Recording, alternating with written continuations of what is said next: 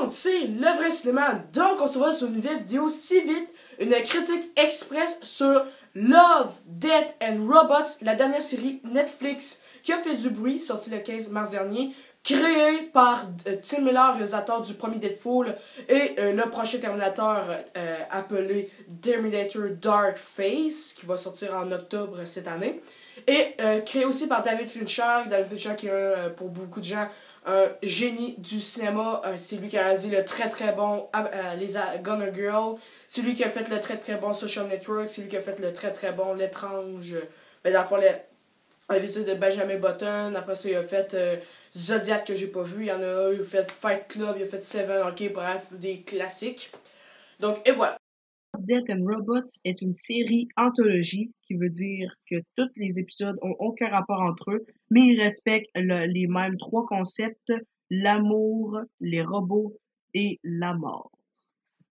Est-ce que j'ai aimé Love, Death and Robots?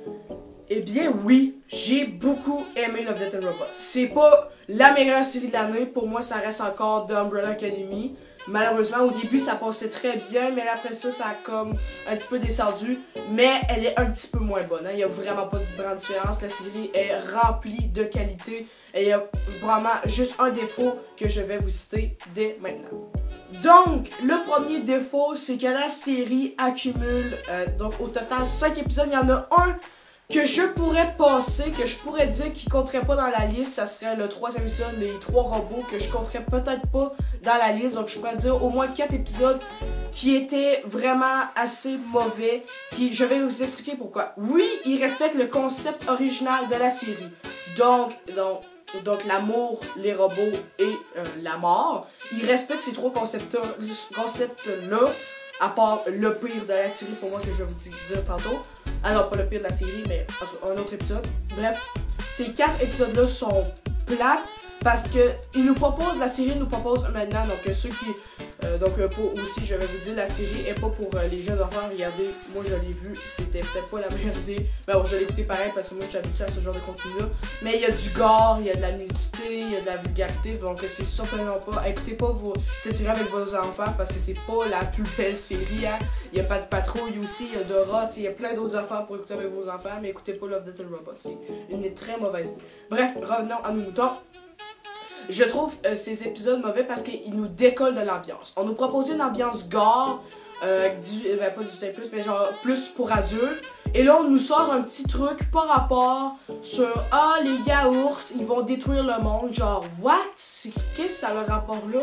Ces 4 épisodes-là, il y en a plein d'autres. Il y en a 3 autres aussi. J'ai nommé l'exemple de la revanche du yaourt, le 5e épisode.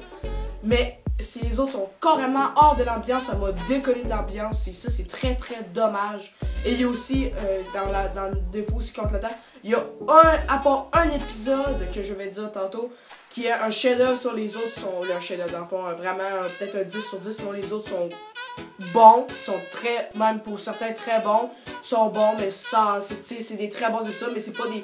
Il y en a pas beaucoup, il y en a peut-être pas 5-6 que je peux dire, oh wow, eux autres un 10 sur 10. Il y en a rien qu'un, presque 2, mais vraiment un pour moi qui est sur 10 sur 10.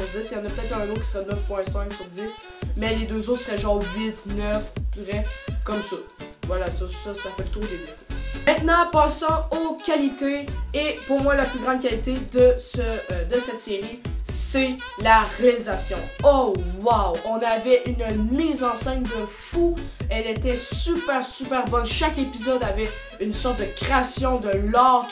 Chaque épisode était unique par, oui, le style d'animation décidé, que ce soit comics, plus 3D, plus réel. Bref, ça, j'ai aimé ça, le show d'animation. La mise en scène était super. Surtout le premier épisode, Sunny's Edge, la réalisation était parfaite. Parfaite, vraiment.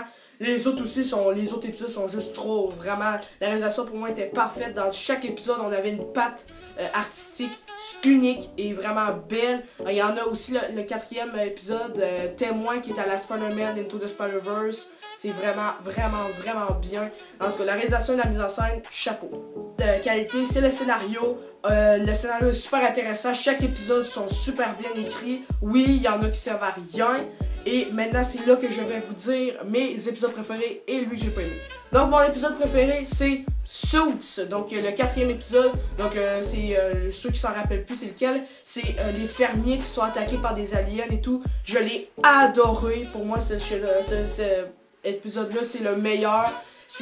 Oui, c'est un épisode où c'est la bataille non-stop. Mais j'ai vraiment aimé comment les personnages ont été écrits. On s'attache avec eux. C'est pendant, dans le fond, la série ont des épisodes de 5 à 18 minutes maximum. Là, et on s'attache, dans le fond, l'épisode dure 16 minutes et on s'attache à eux complètement. C'est vraiment un épisode que j'ai adoré et j'ai full aimé l'ambiance de la série, les décors et tout. Donc pour moi, le meilleur, c'est le Suits, le 4e. Et le pire, c'est Zima Blue, donc l'espèce de robot qui est dans l'or, qui va faire son dernier art, tu sais, tout. Burk! Arc! Wash! Ok, bon, c'était des amanatopées assez bizarres, mais bon. Lui, je l'ai pas aimé, j'ai trouvé inintéressant, mais inintéressant. Le gars, on a presque le goût de dire qu'on s'en fout de son affaire. On a plus le goût de le suivre, on le suit pas. C'est vraiment inintéressant. Bref, pour moi c'est le pire. Et voilà, et aussi le scénario, chaque épisode était bien écrit. Et aussi, on en voulait toujours plus à la fin. Je trouve que la série va aussi trop vite. On en voulait toujours plus. Alors, la série, est super addictive en 3 heures maximum. C'est fini. Moi, ça m'a pris 2 jours à écouter, personnellement. Il y en a comme le guide du cinéma, il a pris une après-midi à finir. Vraiment, c'est une série super addictive. Qualité, jeu d'acteur, voix, j'ai pas grand chose à dire. Il y avait des bonnes voix, il y avait Topher Grace et Elizabeth Winstead aussi qui était en vrai dans le épisode, il y avait des super belles performances, même si c'était pas pour le meilleur épisode, malheureusement. Mais bon, c'est quand même des bons acteurs pareils, ça change rien, les voix sont superbes pour ça. Rien d'autre à dire réellement. 4e défaut, je vais réunir tout le reste, donc tout ce qui est animation super beau, des animations super uniques selon le réalisateur. Là, comme je vous avais dit tantôt, à la Spider-Man to the Spider-Verse, on a du comique un peu, on a du 3D. Des fois, c'est un petit peu moins réussi pour chacun des épisodes, mais bon, en général, l'animation était super réussie. Après ça, il y a le gore qui est super bien montré, vraiment, le gore était super réussi. Hein? Le sein était pas comme mauve, là, comme je dis dans le sens que c'était pas irréaliste, bref. Super réussi pour ça, la photographie, les images sont hyper belles à regarder. En 3D cette série-là, mais je le regarderai sûr et certain. Les images sont super belles. Donc, et pour le reste, voilà, c'est pour le reste, les décors et tout, l'ambiance de la série est super cool. Bref, c'était pour le reste. C'est tout pour cette critique de Love, Death and Robots. Donc oui, c'est une critique que j'ai faite très court, mais j'avais pas grand chose à dire au final sur cette série. C'est une série très créative, très innovatrice. Et Netflix a été super généreux à date cette année en nous donnant un des meilleurs films de cette année, Triple Frontier, en donnant la meilleure série de l'année à date pour moi, d'Umbrella Academy, et qui nous donne cette super série. I Love, Death and Robots est créatif, innovateur, à regarder absolument, et c'est voilà pourquoi je lui donne un 9.5 sur 10 et c'est certainement un coup de cœur. David Fincher et Tim Miller, merci à vos cerveaux d'avoir pensé à cette série parce que ça fait vraiment du bien de voir une série différente, plus gore, plus à public réservé sur Netflix. Merci beaucoup. Merci pour vous avoir écouté ces critiques. Donc, si vous avez aimé, n'oubliez pas de liker cette vidéo et de la partager sur tous vos réseaux sociaux. Et n'oubliez pas aussi de vous abonner à mon Instagram Fab Leclerc, à aller suivre ma playlist Spotify, mes musiques préférées du vrai cinéma. Je la mets toujours en description, ça serait vraiment le fun que vous allez la checker ou au moins écouter une tune. Et vraiment, c'est une playlist que moi j'adore vraiment, c'est mes musiques préférées, c'est normal. Bref, c'est une super playlist. Et allez la voir si vous avez Spotify. Et aussi, abonnez-vous à la chaîne, c'est normal. Petit bouton ici, petit bouton par là. Bref, allez vous abonner. Et puis on se revoit sur une critique sur The Us. Sur pas The Us, mais une critique sur Us et sur The Dirt. Bref, ciao.